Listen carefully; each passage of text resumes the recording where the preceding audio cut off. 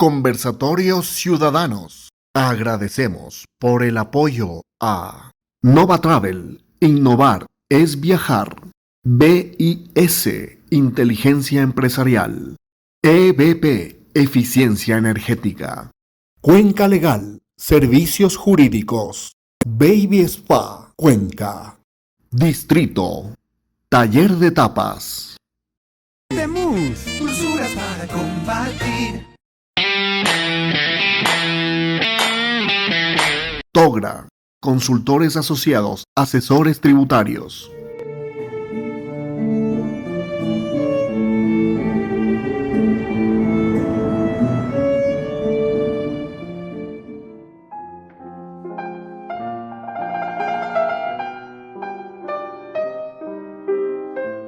Buenas noches con todos los presentes. Una vez más estamos en el conversatorio acercando a la ciudadanía a que conozcan las propuestas de cada uno de los candidatos a la Asamblea Provincial de la SUAY. Como CJI Ecuador, Corporación Juventud Independiente, nos es grato el día de hoy presentar a aquellos candidatos quienes representan a la lista Concertación número 51. Candidato a primer asambleísta Rafael Vázquez, un gusto. Candidato a segunda asambleísta Carmen Íñiguez, un gusto igualmente.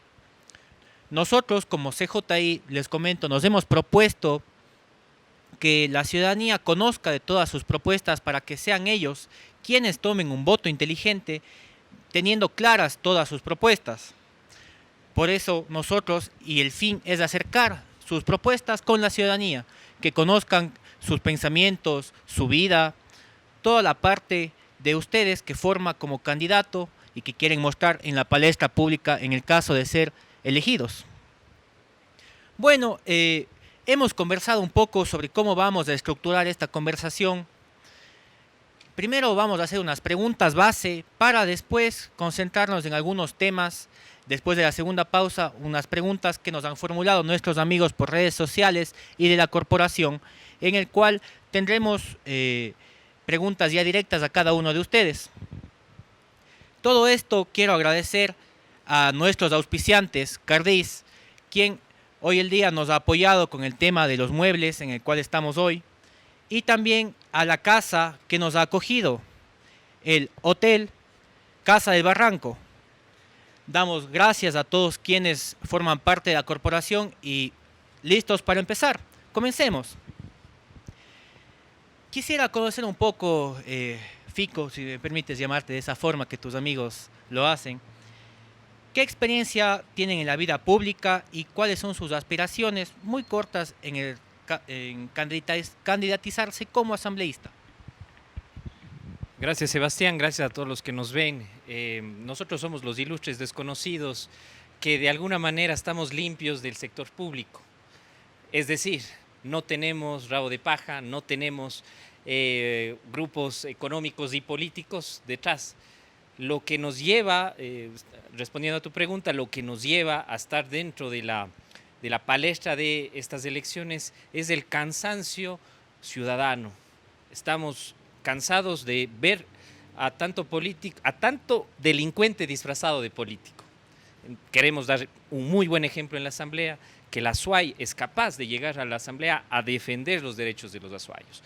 Eso en breves rasgos. Quisiera dar la palabra, y perdonen que hablé primero, hubiera querido que primero tome la palabra mi compañera Carmen Íñiguez.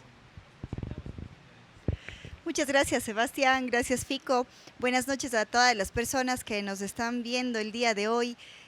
En primer lugar, quiero iniciar felicitando al colectivo Corporación Juventud Independiente, porque es una prueba de lo que se puede hacer la sociedad organizada y sobre todo los jóvenes. Es momento de empoderarnos de los temas políticos que tanto mal le han hecho al país cuando debería ser todo lo contrario. Presentarles un poquito, mi nombre es Carmen Íñiguez, estamos por la lista 51, ingeniera civil de profesión, máster en gerencia de proyectos. En el paso por esta vida he tratado siempre de colaborar en lo que se ha podido. He estado dentro del directorio del Colegio de Ingenieros Civiles de la SUAY, dentro del directorio de la Cámara de la Construcción de Cuenca, dentro de la vicepresidencia de la Cooperativa de Ahorro y Crédito Caxica, la Asociación Femenina Universitaria. Todos estos cargos que si bien son políticos no han tenido ninguna remuneración, sino que lo hemos hecho por la lucha colectiva en realidad. También he tenido la oportunidad de estar al frente de un colectivo ciudadano, Cambiemos, en el que hemos podido tocar muchísimos temas y acercarnos a la ciudadanía. Sin embargo, siempre nos quedamos con esa sensación de que nos faltó dar un pasito más y este año en estas elecciones Carmen Íñiguez ha decidido dar ese pasito más y postularse para la asamblea, porque creo que es necesario que los jóvenes nos involucremos y que desterremos ya a las viejas mafias políticas que han venido gobernando nuestro país durante los años. En realidad, desde que yo tengo memoria son los mismos. Ahora sí me presento. Quería darle la palabra a Carmita, primero las damas. Claro, Rafael Vázquez, ¿qué ha hecho de su vida? Abogado en libre ejercicio, siempre a favor de la justicia y en contra de los abusos, sea del sector privado o del sector público. En la universidad tuve el gran honor de representar a mis compañeros en 2 ocasiones como su presidente. Al graduarme, obviamente tuve mi paso por la academia, soy ahora profesor de pregrado y posgrado, y hasta el día de hoy no he tenido una contienda electoral. Esta vez nos decidimos con Carmen, al ser presidenta de este colectivo ciudadano Cambiemos, la sociedad civil a cargo de recoger todas esas propuestas a nivel de Cuenca. Con Carmen hablamos hace 2 años y decíamos tenemos que cambiar. En esta pandemia le dije, Carmita, Carmis, como le digo, es hora de actuar. Vamos a liderar este cambio desde la SUAY y Cambiemos. Concertación Lista 51, estamos presentes para dar ese paso en firme por el ASUAY. Bueno, muchísimas gracias por su respuesta, por darnos a conocer quiénes son ustedes, sus aspiraciones, y obviamente les felicito por haber dado ese paso en la política, tanto que la juventud necesita de personas que sepan realmente a lo que van a legislar. Y bueno, en ese sentido, quisiera comenzar ahora preguntando directamente a Carmen sobre el sistema legislativo está desprestigiado como tal, es decir, los asambleístas, aquellas personas que nos representan. ¿Cómo podemos dar nosotros la impresión de que si es que son electos, ustedes pueden crear confianza en aquellos ciudadanos? ¿Cómo lo haría usted desde la asamblea? Justamente desde el colectivo Cambiemos habíamos identificado hace 4 años atrás a un monstruo que nos estaba aplastando y nosotros le llamamos el desinterés ciudadano. Esto es lo que nos ha llevado a tener los políticos que tenemos y nos han hecho creer que la política no sirve para nada, que la asamblea no sirve para nada, cuando al final del día es la política lo que fija el precio de nuestros productos, es la política lo que fija el salario básico de cada año, es lo que fija la calidad de educación, de salud y de todos nuestros servicios básicos. Es por esto que la primera reflexión que yo llamo a los ciudadanos es a involucrarnos en estos temas. ¿Cómo? En primer lugar, conociendo a las personas que podrían llegar a representarnos. Y en segundo lugar, identificando acciones concretas en cada uno de los ciudadanos que están postulándose para la asamblea. Porque lo que se necesita es tener unas credenciales completamente limpias para poder llegar. Nosotros desde la lista 51 hemos renunciado, por ejemplo, a los fondos que nos da el CNE para las franjas electorales, a la plata del pueblo. Así de simple, no vamos a hacer campaña con la plata del pueblo, no en esta situación de pandemia, no en esta situación en la que es posible a través de estos medios, a través de estos espacios que se van generando de la misma ciudadanía, dar a conocer las propuestas y el debate. Hemos renunciado ya en todo el país a cerca de $500,000, que eso volverá a las arcas del Estado. Hubiese sido muy lindo que se sumen todo el resto de movimientos y organizaciones políticas porque hubiésemos devuelto a la gente $15 millones que bien podrían ser utilizados en compra de vacunas y en temas para aplacar la pandemia de salud, la crisis sanitaria que estamos viviendo actualmente. Yo creo que esta es la primera acción concreta que se ha realizado como bancada, como lista 51, para generar justamente lo que usted decía, Sebastián, este vínculo de confianza entre el ciudadano y los asambleístas, mostrar una actitud diferente que por supuesto no nos hubiese gustado que sea diferente, nos hubiese gustado que todos se suban en esta camioneta y que todos devolvamos al pueblo lo que le corresponde. Por una parte. Y por otra parte, algo que siempre me gusta recalcar a mí son nuestras hojas de vida. Vi una nota investigativa de algún tema de comunicación Mote-Radio en el que publicaba un podcast de los 90 candidatos para la asamblea por el Azuay. Allí se puede evidenciar quiénes son las personas que tienen problemas con la ley, quiénes pagan al SRI, quiénes deben, quiénes aportan cero. Y puedo decirle, Sebastián, que pueden entrar a revisar. Carmen Íñiguez es la candidata para la Asamblea de la SUAY que más impuesto a la renta ha pagado en el 2019. Esto no quiere decir seguramente que gané más que algunos exalcaldes o otros funcionarios que cobraron muchísimo, pero sí quiere decir al ciudadano que Carmen Íñiguez no evade impuestos, genera trabajo, dinamiza la economía desde el sector de la construcción, que es al cual yo me dedico, con vivienda de interés público, y aporta al Estado lo que es justo, porque esa es la forma en la cual Carmen Íñiguez retribuye a la sociedad lo que la sociedad me dio a mí: jardín de infantes público, escuela pública, colegio público, universidad pública. Si la sociedad me dio tanto, lo mínimo que yo puedo hacer es pagar mis impuestos como manda la ley. Y eso pueden analizar, pueden entrar y pueden ver, porque gracias a la tecnología todos estos datos ahora son públicos. Muchas gracias, Carmen, por su gran respuesta. Ahora, Fico, el 2020 para nosotros ha sido un año muy duro, realmente muy duro en muchos ámbitos, pero un gran mal que siempre ha estado ha sido la corrupción.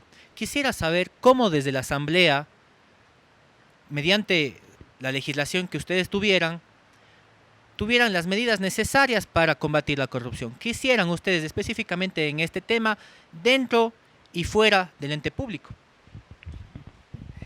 Gracias, amigo y colega. A ver, primero que nada, la corrupción comienza desde la escuela, desde el colegio, desde la universidad, copiando o mintiendo. Creo yo que la piedra angular de esto siempre va a ser la educación a largo plazo. Nuestra idiosincrasia debe cambiar. Sin embargo, nosotros tenemos 4 años y no nos vamos a quedar absolutamente un solo día más. No nos vamos a reelegir, porque esos 4 años dan muestras de una democracia alternativa y una democracia de alternancia, en la cual nosotros creemos como bancada. Fernando Villavicencio, quien está al frente de la bancada de la lista 51, desde la sociedad civil ha demostrado ese poder de investigación y sobre todo ese poder de dar a conocer la verdad a la ciudadanía. Solo déjame retrotraerme unos meses atrás. ¿Qué pasó con Daniel Mendoza? Un asambleísta corrupto confeso. Le dieron 2.5 años de prisión. Entonces uno puede ponerse a pensar y dice, ¿por qué tiene tan poco? Claro, el cohecho y el enriquecimiento ilícito comienzan de 3 a 5 años en el COIP, en el Código Orgánico Integral Penal. Y claro, los beneficios penitenciarios van a hacer que él salga en 1 año 8 meses. ¡Qué vergüenza! Y peor aún, no se le bloquea su poder de seguir administrando los poderes, algún poder o alguna autoridad. Entonces necesitamos también la muerte civil y política de aquellos que tuvieron actos o fueron sentenciados por corrupción. Eso en primera instancia. ¿Qué hacer con estas sentencias irrisorias? Tú como abogado me darás la razón, la proporcionalidad aquí no se ve. Porque dicen, bueno, fue cohecho, enriquecimiento ilícito y claro, pudo haber robado $5,000 como $1 millón. Eso no es proporcional. Porque no solo son recursos, son sueños, son tapabocas para los enfermeros, las enfermeras, son vacunas, son remuneraciones para nuestros médicos, ellos que estuvieron al frente y que están al frente del COVID. Entonces, a mí no me parece desproporcionado el subir a 20 años las sentencias para los delitos contra la administración pública, por un lado. 2, a los ladrones disfrazados de políticos hay que darles donde más les duele. El dinero, el bolsillo, lo que se embolsaron con los recursos del Estado. ¿Cómo recuperar lo robado? La ley de extinción de dominio de Colombia, de Panamá, de España, de Estados Unidos, tienen una herramienta llamada, tiene una herramienta internacional para poder embargar en el extranjero o monetizar en el extranjero todos esos bienes que sacaron del país. La ley de extinción de dominio que se está debatiendo actualmente en la Asamblea no tiene esa herramienta. Si es que se aprueba en este periodo, yo o nosotros como bancada la vamos a reformar. Otro tema importante que lo están queriendo sacar de la ley de extinción de dominio actual es la retroactividad.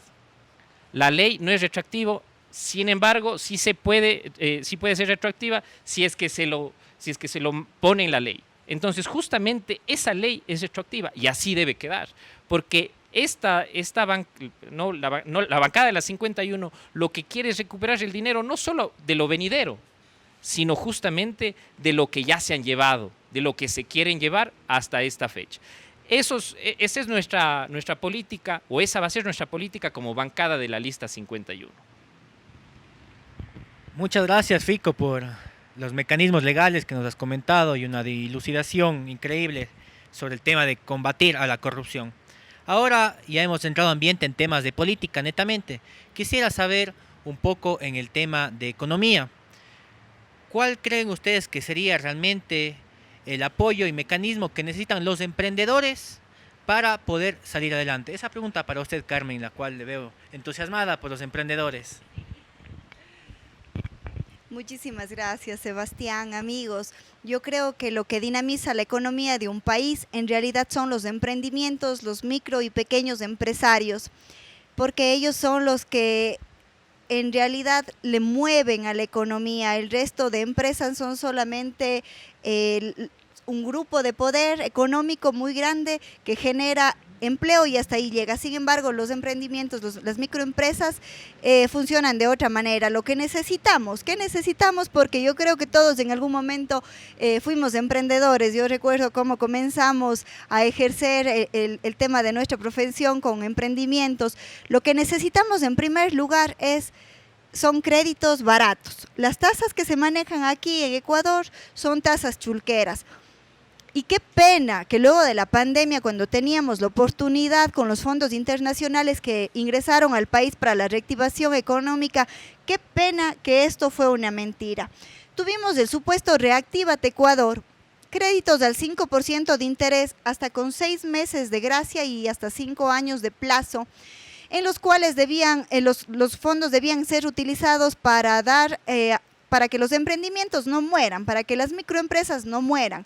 Sin embargo, el momento en el que un microempresario, en el que un emprendedor se acercaba al Banco del Pacífico, se acercaba a la CFN, le pedían una cantidad interminable de documentos, de flujos, de informe del contador, informe proyectado hace un año, cómo está el giro de negocio detallado, qué podría pasar, cuáles son las oportunidades de negocio y un montón de cosas técnicas más.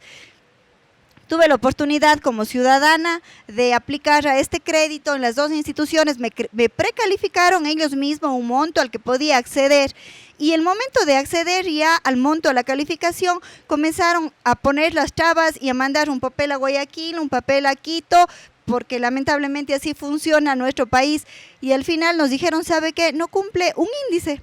¿Qué índice? Nos mandaron ese informe desde Quito.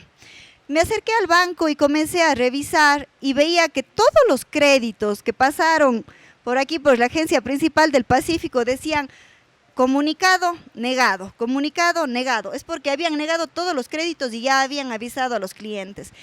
¿Quiénes se llevaron este dinero? Las grandes empresas. Este dinero debía ser utilizado para que los emprendedores, los pequeños empresarios, podamos pagar los sueldos del tiempo que no pudimos trabajar, para que no hayan despidos. Y en contrario a esto se dio una ley humanitaria que lo único que hizo fue de alguna manera legalizar una forma de despedir a la gente, no solamente por empresas que quebraron, por empresas que en realidad ya no tenían la posibilidad de mantener a sus empleados, sino de grandes empresas que quisieron evadir las liquidaciones de los trabajadores que más tiempo estuvo. Entonces, en primer lugar, el capital. Es muy importante el tema del interés económico para poder emprender, el tema de la capacitación. Deberíamos tener como retribución social todas las entidades financieras planes de capacitación. Tuve la oportunidad en alguna entidad, que no le voy a hacer propaganda el día de hoy, pero cuando pasó la pandemia sacaron una charla que se llamaba Reactivémonos Juntos y nos pusieron a un experto, nos permitieron a todas las micro, pequeñas y medianas empresas participar, a los clientes del banco, y nos dieron algunas pautas de cómo continuar luego de la pandemia en nuestros negocios. A mí me pareció muy interesante. Pienso que al banco, con la tecnología que hay, no le costó mucho, y a mí personalmente, y estoy segura que a todas las personas que estuvimos allí, más de 2,000 personas, nos sirvió muchísimo. Esto debería ser parte de la retribución social que tienen las entidades financieras, que de paso, digamos, son las únicas que no dejaron de percibir utilidad alguna durante la pandemia. Todos perdimos algo, excepto los bancos, porque no nos perdonaron ni un solo día de interés. Nos refinanciaron, nos recapitalizaron, nos cobraron interés sobre interés en muchas ocasiones, pero no nos perdonaron un solo día de interés. Entonces, si es que ellos ganan de esa manera, lo mínimo que pueden hacer es retribuir a la sociedad a través de estas capacitaciones para cada uno de los segmentos, para el capital semilla, para el emprendimiento y para la microempresa. Muchas gracias, Carmita, por su respuesta. En realidad, estamos con muchos pendientes por resolver en tema coyuntural. Ahora, Fico, quisiera tocar un tema en el cual sé que puede ser de renombre dentro de la ciudadanía, pero es el tema de la seguridad social. Quisiera saber tu criterio, si es que es realmente necesario impulsar un sistema de seguridad social pública o un sistema de seguridad privada, a criterio personal, pero desde la Asamblea, ¿cuáles serían los mecanismos para que éste funcione? Ya que hemos visto de cara a la pandemia que no ha sido un sistema eficaz ni eficiente en brindar calidad a sus usuarios. Giovanni, el Instituto Ecuatoriano de Seguridad Social ha sido la caja chica de los últimos gobiernos y lamentablemente no puede ser así. Una de las propuestas que tenemos para que el IES funcione mejor es mejorar su cuerpo corporativo, es decir, que ese cuerpo colegiado que está a la cabeza como presidente, un delegado del Ejecutivo, cambie. Porque justamente si es que el presidente delegado del Ejecutivo va a tomar parte de este cuerpo colegiado, seguramente va a seguir prestando dinero al Estado, lo cual le pone en un modo de iliquidez y sobre todo cambian las reglas del juego para los que han estado apostando por años, es decir, a nuestros jubilados. En este sentido, esa es la primera parte, cambiar el modo de cómo se administra el IES.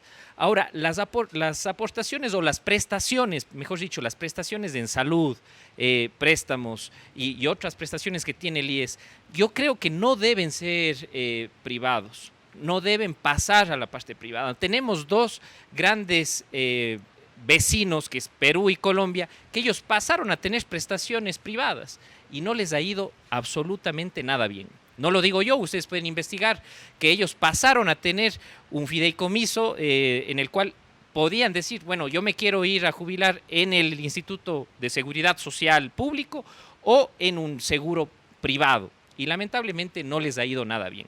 Lo que nos falta a nosotros es una administración efectiva. Ya les digo, el mal ejemplo es Perú y Colombia. Un buen ejemplo, España.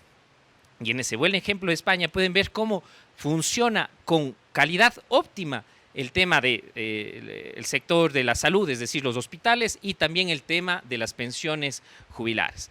Un tema súper complicado que yo le veo en la integralidad del Instituto Ecuatoriano de Seguridad Social es que no se ha desconcentrado. No puede ser posible de que un abuelito, una persona de la tercera edad, vaya acá en Cuenca, a la Gran Colombia, a solicitar su pensión jubilar. Y le digan, ¿sabe qué, señor? Sí, venga luego de 6, 7 meses porque en Quito resuelven. Qué lamentable. Y 7, 8 meses con suerte. ¿Por qué no se toman decisiones en territorio? Esa desconcentración no se ha dado en Cuenca, en Azuay, no se ha dado en Guayaquil, no se ha dado en El Oro, no se ha dado en Pastaza. Tiene que desconcentrarse el IES. Esa en breves rasgos nuestra seguridad social y con total desapego te digo que debe seguir siendo pública, pero con una administración con las 3 es eficiencia, eficacia y economía. Muy bien, muchísimas gracias, Fico. Hemos conocido un poco más a fondo estos temas cruciales que nos tienen a todos en conocimiento público. Toda vez que hemos sabido sobre la seguridad social, sobre el tema bancario, crediticio, y para terminar esta primera parte, quisiera preguntarles a ustedes, en el caso de ser electos, ¿qué comisión quisieran ustedes ocupar dentro de la Asamblea y qué promoverían dentro de esta comisión? ¿Cuál sería su primer hito dentro de esta comisión? Esta pregunta para ambos y posteriormente iremos a un receso. Yo creo que hay una comisión que le corresponde a la bancada de la lista 51 y es la comisión de fiscalización. Porque no puede ser posible que actualmente tengamos un presidente de la comisión de fiscalización que esté preso. No puede ser posible que el ratón esté cuidando el queso. Las personas que ya formaron parte de las bancadas que están ahorita en la asamblea no pueden fiscalizarse porque de alguna manera fueron parte del reparto, valga la redundancia que hubo en la asamblea. Sin embargo, las personas de la lista 51 no formamos parte del último congreso, que en vez de ser un punto en contra para mí personalmente y creo que para toda la bancada de la lista 51 es un honor no haber formado parte de esta asamblea desprestigiada y con un rechazo completo del país. Por lo tanto, nosotros podríamos entrar a fiscalizar con la frente en alto, sin odio, sin revancha, pero sí a ver en dónde está el dinero que nos robaron a los ecuatorianos y recuperarlo. Por lo tanto, a Carmen Íñiguez de la lista 51 le gustaría formar parte de la comisión de fiscalización. Sí, justamente Carmita apuntó exactamente a dónde vamos, la fiscalización. Ya lo dijo muy bien Carmita, la bancada de Fernando Villavicencio que está a la cabeza se ha caracterizado por investigar desde la parte civil. Pero también hay una comisión que me gustaría estar dentro de esa comisión y es la económica, porque no solamente el legislador, en este caso el asambleísta, se dedica a legislar y a fiscalizar, sino también a verificar el presupuesto general del Estado. Muchos dicen, no, eso le corresponde al presidente. Sí, pero justamente cuando nosotros tenemos que revisar y nos pongamos a revisar desde el 14 de mayo de este año, tenemos que ver que los recursos vayan o vengan a Calasuay con efectividad. Para mí fue una vergüenza total verle a nuestro alcalde de Paute. No me importa de qué partido político sea, no me importa los colores, no me importa si es que, no me importa el color, no me importa de qué partido es o qué ideología tenga, pero sí me importa porque él es representante de un cantón, de los 15 cantones que tiene la Azuay.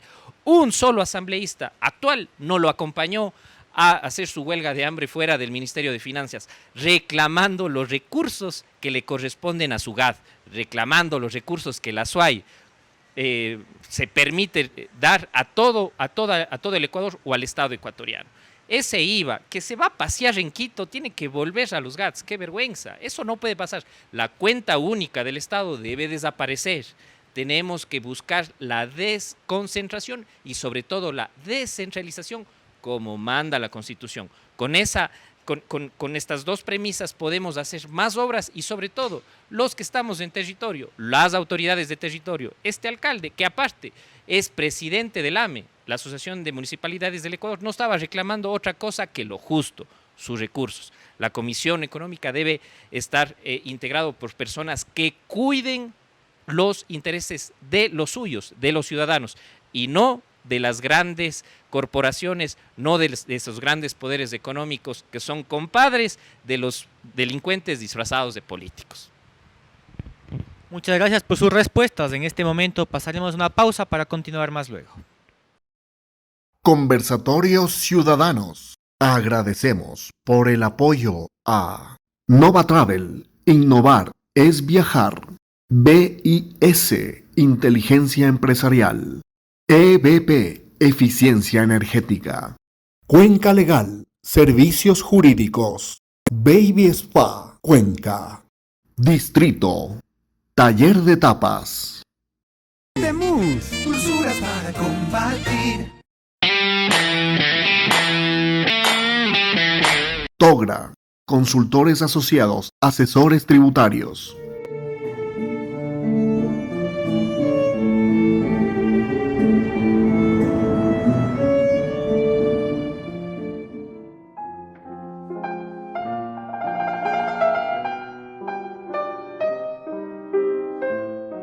Bueno, toda vez que nos hemos tomado el tiempo suficiente para desinfectarnos, para poder hidratarnos y continuar este conversatorio con los candidatos por el movimiento Concertación Lista 51, tengo que agradecer nuevamente a nuestros auspiciantes, Cardis Muebles, y al hotel quien el día de hoy nos ha acogido.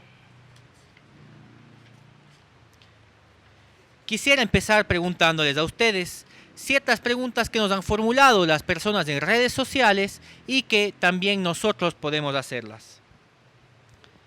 Muy bien. Carmen, ¿apoyaría usted una propuesta que permita aportar armas a las personas para defenderse de tanta ola de delincuencia que ha existido? Carmen Íñiguez y las personas de la lista 51 no aprobaríamos leyes parches, no aprobaríamos leyes que puedan hacer más daño de lo que se pueda mejorar. La seguridad tenemos que combatirla de fondo, no con autorizar que portemos armas. La seguridad tenemos que combatirla con leyes, tenemos que combatirla también permitiendo que, por ejemplo, aquí el ECU 911, que es competencia del Ejecutivo, no está coordinado con los municipios, se hacen contratos a medias, se hacen contratos para cámaras de seguridad, pero no se hacen los contratos para mantenimiento, porque no hay esos recursos. Y ojo que no estoy diciendo que desde la Asamblea nosotros vamos a sacar o a tener esos recursos, pero sí podemos normar muchas cosas y entre ellas que se haga este convenio sería para que se trabaje desde los proyectos que vienen de la presidencia con los GATS autónomos descentralizados. No leyes parche, necesitamos ir también al tema de la educación, al tema de volver a formar una conciencia. Teníamos un conversatorio en estos días con algunos compañeros de la bancada y me gustaba mucho lo que decía alguna de las compañeras, la más jovencita justamente de la lista, y con toda ese espíritu soñador que hay en la juventud, decía: creo que tenemos que tener clases de ética, creo que tenemos que volver a los valores, a los principios para nuestros niños, para que el Ecuador tenga un futuro mejor. Entonces vamos hacia allá, vamos hacia la educación, vamos hacia mejorar la seguridad íntegramente y no más leyes parche. Muchas gracias. Fico, quisiera que seas directo en esta pregunta y realmente sé que es una pregunta fuerte en cuanto a criterio personal, pero quisiera saber que en el caso de ser electo por los azuayos, ¿apoyarías una ley que apoye el aborto? Esta pregunta siempre se nos hace justamente en estos momentos donde un país de la región aprobó el aborto o despenalizó el aborto. Yo creo que un asambleísta, una bancada, inclusive la totalidad de todos los miembros de la asamblea o de la función legislativa, no están preparados para tomar una decisión trascendental, una decisión como país. En Suiza, todas las decisiones trascendentales, algo que cambie totalmente la cultura de un país o a lo mejor algo que vaya a cambiar a fondo la idiosincrasia o la cultura de un país, se toma siempre como referencia una consulta popular o se pregunta al pueblo. Yo estoy a favor de realizar estos debates, no solamente entre los asambleístas, sino con toda la ciudadanía, con todos los colectivos, con toda la sociedad civil. Si es que tú me preguntas si una niña, una mujer, es abusada sexualmente, ¿qué pasa con el producto de esa violación o ese abuso? Yo no estoy a favor de que se le penalice a esa niña o esa mujer, porque se destruye la vida, se destruye la conciencia. ¿Qué pasará con esa mujer a mediano y largo plazo? Yo creo que ese también es mi sentir, pero sobre todo hay que poner en la palestra del debate ciudadano, no solamente de la Asamblea. Y ojo, nuestros principios o nuestro peculio como tal vez con nuestras creencias no debe menoscabarse no debe menoscabarse ni tampoco debe parcializarse. Esto es a nivel nacional. Estamos obviamente en un Estado laico y creo que no debe primar las creencias o las religiones, pero sí el sentido común y el humanismo, sobre todo para este tipo de debates y este tipo de decisiones tan fuertes. Muchas gracias, Fico, por tu respuesta. Realmente es necesario enfocarnos en ese tema. Ahora, Carmen, quisiera hacerte una pregunta en cuanto a la educación de la cual has hablado. Realmente ha existido un debacle universitario en cuanto a la autonomía que tienen algunas universidades y quisiera que en específico nos hables acerca de la asignación presupuestaria, el recorte presupuestario que han tenido ciertas universidades estatales. Desde la Asamblea, en el caso de ser electa, ¿cuáles serían los mecanismos para que esto no vuelva a suceder?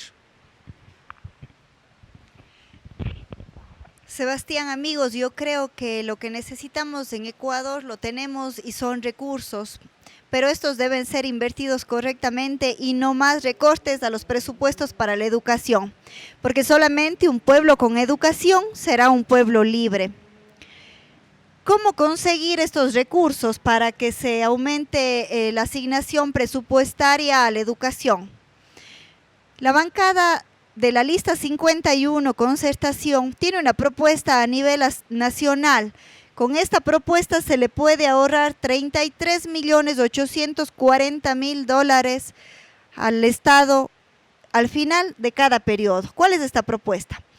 Cambiarnos a un Congreso bicameral con no más de 70 legisladores. Actualmente tenemos 137 legisladores y cada uno le cuesta más de $15.000 al gobierno, ¿no? Un Estado completamente obeso. Y tuve la oportunidad, me acuerdo, de ver por primera vez estos datos en una investigación que ponía la Corporación Juventud Independiente, que transparentó estos datos y que siempre es muy útil esa actuación ciudadana porque son los datos en los que uno confía como ciudadano. Entonces pude ver estos datos allí y creo que no es justo que el Estado siga costando de esta manera y que todo se vaya en el gasto corriente, es decir, en los sueldos de asambleístas y funcionarios públicos. Si es que realizamos este recorte y tenemos este ahorro, lo primero que tenemos que invertir es en la educación. Necesitamos más inversión en la educación. Pero la educación no está mal solamente en el tema universitario. Necesitamos una reforma íntegra a la educación desde el bachillerato.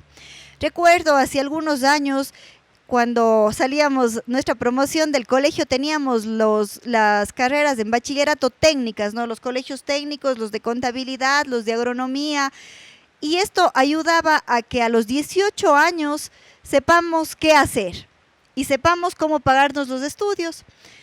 El 80% de mis compañeras del Colegio Erlinda Toral, cuando acabamos contabilidad, entraron a trabajar en diversos lugares. Trabajaron en bancos, en cooperativas, auxiliares contables y estudiaban a partir de las 5 de la tarde en la Universidad Estatal. Esto permitía que desde los 18 años comencemos dinamizando la economía de un país que tanta falta le hace.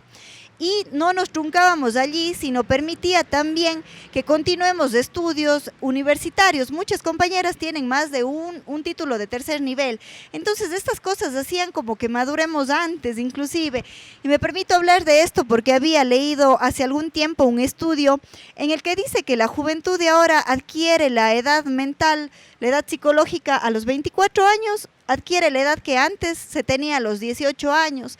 Quizás es porque les hemos encerrado en una burbuja a los jóvenes, a estos jóvenes que tienen tantísimo potencial, a estos jóvenes que desde los 18 años pudieran estar creando aplicaciones en los celulares, si es que tuviéramos un bachillerato en informática, por ejemplo, y luego un tecnologado, y luego sí ampliar sus estudios de acuerdo a las necesidades, pero no solamente necesitamos más cupos, necesitamos más opciones, necesitamos tecnologados, pero tecnologados que puedan ser reconocidos a nivel nacional. Por ejemplo, dentro de nuestros candidatos de la lista 51, uno de ellos, muy joven también, Yamil Hinojosa, Él es tecnólogo en construcción por el un instituto técnico que hay en Azogues, es un título de tercer nivel. Pero cuando necesita ser, por ejemplo, un residente de obra en la parte pública, no le aceptan porque es tecnólogo y porque quieren a lo mejor un ingeniero civil recién graduado o un arquitecto recién graduado. Entonces es una reforma íntegra que necesitamos, involucrarles a los jóvenes, a los tecnólogos, a los bachilleres nuevamente para que puedan mover el sistema productivo del país y no encapsularles a nuestros jóvenes. Soy madre de 2 pequeños niños y sinceramente es lo que a mí me ha motivado a estar aquí. Cuando ellos crezcan, a mí me gustaría que a los 18 años ellos tengan la independencia y la madurez para poder valerse por ellos mismos y que no dependan de los padres hasta los 24, 30 años, porque ahora acabamos la universidad y necesitamos un par de masterados para poder buscarnos la vida de alguna manera. Esto no puede seguir así, tenemos que cambiar el chip, necesitamos más cupos en la universidad y necesitamos más opciones. Muchas gracias. Ahora, Fico, como bien sabemos, nos encontramos de cara también nosotros los azuayos a una consulta popular. Como bien sabemos, está en nuestras manos permitir o no minería a gran escala dentro de las recargas de fuente hídrica. En este caso son 5 preguntas. Quisiera saber, Fico, ¿cuál es tu posición frente a la minería a gran escala y si es que es o no fuente productiva también de la economía? Gracias, estimado Sebas. A ver, la minería en las fuentes hídricas jamás pudo haber sido aprobada, porque la Constitución, primero que nada, lo prohíbe. Estamos hablando del macizo del Cajas. Dentro del macizo del Cajas no solamente hay fuentes hídricas, sino que está a tope, en frontera con un parque nacional, el Parque Nacional del Cajas. Para mí me parece absurdo que hoy en día, y perdona que meta a otros candidatos, pero uno de los candidatos que se quiere reelegir apoyó a esa explotación de Quimsacocha y Río Blanco. Y hoy quieren hacer la minería a la inversa. Es decir, que ni a ellos mismos les ha parecido muy buena idea luego de varios años. O sea, es de Ripley. Nosotros como Lista 51 cuidamos del agua, pero sobre todo queremos pasar del extractivismo a un nuevo método o a nueva forma de atraer economía o del sector de la economía, pasar de la economía lineal a pasar a una economía circular, donde cuidemos que nuestro desarrollo, nuestra productividad no haga daño al medio ambiente. ¿Por qué? Porque es el único que tenemos. Esta consulta obviamente que nosotros la vamos a apoyar y la hemos apoyado. ¿Y cuánto tiempo se ha perdido en preguntar al pueblo? 3 ocasiones anteriores ya lo hizo el exprefecto y ha fallado en el intento. Creo que esas autoridades no nos merecemos. Hay 2 tipos de concesiones, estimado colega. La concesión para explorar y para explotar. Algunas están en exploración, pero ojo, que en estos días, hasta el 7 de febrero, cuidado que el Ejecutivo conceda estas concesiones de explotación, porque ahí sería gravísimo. Nos quedamos con una consulta en papel. Es decir, va a ganar la consulta. Estoy completamente seguro que los cuencanos no vamos a permitir que se envenene el agua, porque es oro para hoy, agua envenenada para mañana. ¿Cuánto representa esto en dinero? 2.5 del PIB. Nada. El sector turístico tiene absolutamente más cabida y nos daría muchos más recursos que los ecuatorianos podamos, en este caso, aprovechar. Qué bien, y muchísimas gracias por el apoyo que obviamente todos los azuayos están haciendo al hecho de prohibir la minería metálica a gran escala dentro del Azuay. Bueno, y hemos conversado de algunos temas. Para cerrar, quisiera hacer algunas preguntas un poco distonantes que no se hayan podido tocar en otras ocasiones, sin antes agradecer a ustedes por su presencia, por la gran acogida igualmente que nos han dado nuestros amigos aquí, miembros de la Corporación Juventud Independiente.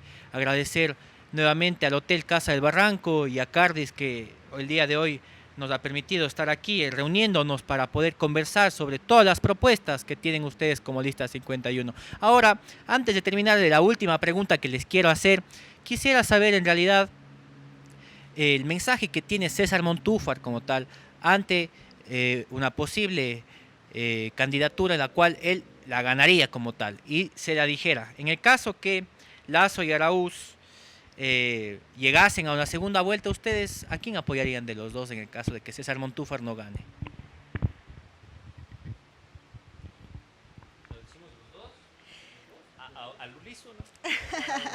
Bueno, en realidad no quiero pensar en esa posibilidad tan nefasta para nuestro país. Comencemos por allí porque ya estaríamos volviendo a los que han gobernado y a los que han cogobernado, a los que han tenido bancada en el Congreso mayoritaria absolutamente, y yo creo que el ecuatoriano ya no se merece eso, y estoy segura de que este 7 de febrero queremos cosas diferentes y le vamos a apostar a cosas diferentes, vamos a apostar a la gente nueva, a la gente joven, y nos vamos a involucrar muchísimo más conociendo a nuestros candidatos. Ese es el primer mensaje que quiero dejarles a los ecuatorianos, porque para mí eso es lo más importante. Y de ahí yo creo que de llegar los dos, pues en primer lugar se tendría que tener un debate a la interna y se tendría que analizar las propuestas para ver cuáles son las que más le convienen. Es muy complicado, sería nefasto para nuestro país que estas sean las dos opciones, y yo no creo que esto pase, ¿no? Porque tenemos encuestas ya que se están manejando. Los dos candidatos tienen el 90%, el 95% de conocimiento en el país. Y si tenemos el 40 y 50%, entre el 40 y 50% de indecisión, es porque la mitad de ecuatorianos no quiere a ellos que ya les conocen, ¿no? Están esperando propuestas, están esperando gente nueva, y yo voy por allá. Esperemos que esa propuesta de César pueda calar en los ecuatorianos y que podamos tomar una decisión consciente. Y de ahí tendremos que analizar, dado el caso, a quién apoyaríamos. Esperemos que no sea ese el caso de nuestro país. Claro, a ver, yo no veo ese escenario, porque soy consciente que estamos en la era de la información, y esa era de la información nos permite revisar, como dijo Carmita hace un momento, las hojas de vida, en este caso de César Montúfar, quién fue, quién es, quién podría ser como presidente de la República. No veo el escenario de Arauz y Lasso sencillamente por una razón. César es la mejor opción, no solamente de estos candidatos, sino de muchos que han pasado por las candidaturas para presidente. Lamentablemente hay gente que quiere poner este escenario porque se basa en unas encuestas que supuestamente son fidedignas. Nosotros ya lo hemos vivido. Azuay y Cuenca lo ha vivido hace 2 años exactamente, cuando a Pedro Palacios lo ponían al final y llegó y es actualmente nuestro alcalde. No crean en encuestas, no piensen que votar en contra de Arauz es votar a favor de Lasso, jamás. Vean las propuestas, vean la hoja de vida y sobre todo, vean quién tiene el mayor conocimiento sobre política, sobre cómo reestructurar un país que está acabado, cómo poner en orden la casa. Yo creo que los ecuatorianos, estoy completamente seguro que 7 de 10 estamos conectados en el internet y sobre todo tenemos más conciencia. ¿Cuántas veces los ecuatorianos, los azuayos, hemos dicho, no queremos tarimas, basta de esas caravanas motorizadas, basta de bulla, queremos propuesta? Este momento, esta campaña, justamente como nosotros hacemos, ecológica y tecnológica, va a triunfar. Yo no veo ese escenario, estimado Sebas. Bueno, muchísimas gracias a ustedes dos. Un último mensaje que quisieran dejar a todo ese electorado, a todas aquellas personas jóvenes, adultos. ¿Quiénes de ustedes quisieran llegar con un último mensaje para poder despedirnos, por favor? Y hoy quiero repetir un mensaje que lo hemos venido transmitiendo como ciudadanos. Dentro del colectivo Cambiemos, nosotros habíamos dicho que no es momento de votar por el menos malo que conocemos. Es decir, la cara conocida, mejor malo conocido que bueno por conocer. No, tenemos propuestas, tenemos hojas de vida y tenemos acciones concretas que hablan muchísimo más que las promesas falsas que nos han dado y nos han decepcionado durante mucho tiempo. Este 7 de febrero tenemos la oportunidad histórica. Veo lo que dicen redes sociales, si no elegimos bien, pues posiblemente nos tocará vivir una crisis muy similar a lo de nuestros vecinos en Venezuela, Venezuela, ¿no? Y quizás nos toque migrar y quizás nos toque separarnos de nuestras familias para buscar un futuro o simplemente para buscar sobrevivir.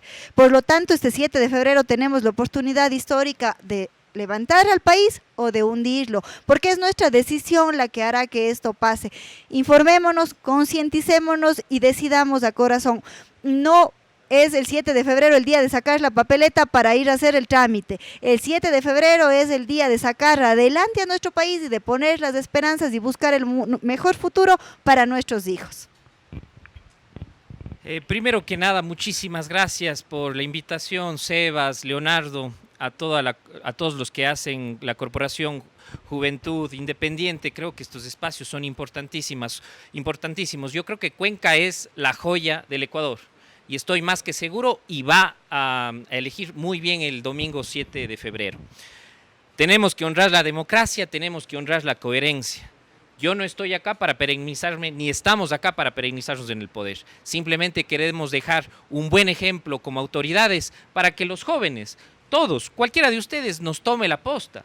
Porque de eso se trata la política. La política no es el arte de quedar y servirte del poder. Es el arte de servir al momento. Como dijo ya Carmita, yo desde niño he visto los mismos políticos de siempre. Renunciamos a nuestros fondos, a los fondos de todos los ecuatorianos para hacer campaña en bicicleta, para hacer campaña en hojas recicladas, para hacer campaña en redes, para dar ejemplo desde la campaña. No puede ser posible que con esos fondos delincuentes, contumaces, como Abdalá Bucaram, por ejemplo, esté haciendo campaña. No me parece que eso sea posible en un país demócrata como el Ecuador. Todos te quieren vender el mismo producto. Son diferentes tiendas políticas, diferentes colores, pero todos han estado en este Congreso nefasto del 97% de desconfianza.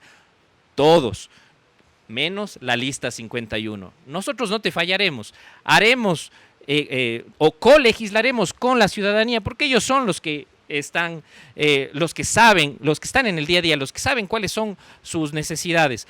Colegislaremos también con los 15 alcaldes, con el prefecto, porque justamente de eso se trata. En la Constitución, a los asambleístas nos mandan a cuidar y precautelar, garantizar los derechos ciudadanos, los derechos de todos los azuayos.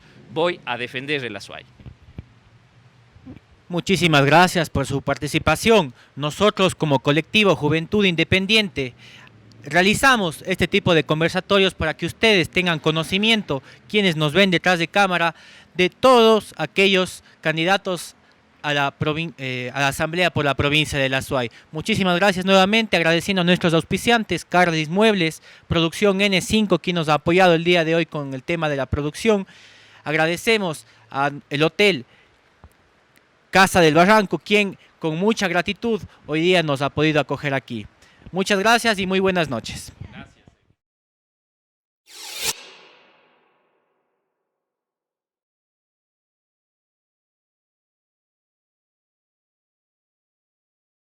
Conversatorios Ciudadanos. Agradecemos por el apoyo a Nova Travel. Innovar es viajar.